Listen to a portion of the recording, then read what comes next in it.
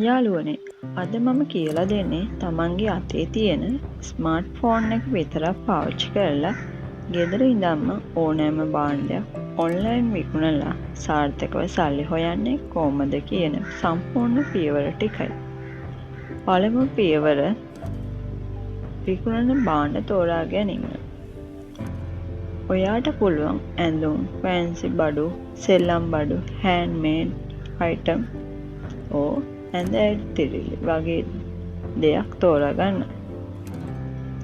මේවා පිටකොටුවේ හෝ පමුණුව වගේ තැනකින් තොග පිටින් අඩුවට ගන්න පුළුවන්. නැත්තම් ගෙදරදී හදන දෙයක් වුණත් කමක් නෑ. දෙවන පියවර තමා බඩු පෙන්වන ක්‍රම. Facebook Marketplace මේක සම්පූර්ණයෙන්ම නොමිලේ කරන්න පුළුවන්. ඔයාගේ Facebook එකේ තියෙන මාර්කට්ප්ලේස් එකට ගිහින් භාණ්ඩයේ රූප, ඡායාරූප සහ විස්තර දාලා කෙලින්ම විකුණන්න පුළුවන්. Facebook සහ Instagram page. ඔයාගේ බිස්නස් එකේ නම් ලස්සන page එකක් හදලා ඡායාරූප සහ වීඩියෝ එකතු කරන්න. WhatsApp business app එක.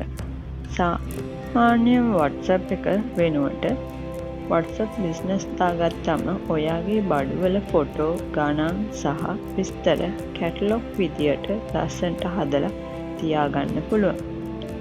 තුන්වෙනි පියවර තමා ඡායාරූප සහ ෆෝටෝස් සෑදීම. ලස්සන ස්වභාවික එළිය තියෙන තැනක තියලා ෆෝන් එකෙන් පැහැදිලි ෆොටෝ ගන්න. Canva app එක පාවිච්චි කරලා ගණන් සහ විස්තර සරලව සටහන් කරලා පෝස්ට් හදන්න. ප්‍රේක්ෂකයන් අහන ප්‍රශ්න වලට හෝ මැසේජ් වලට ඉක්මනින් සුහදව පිළිතුරු දෙන්න.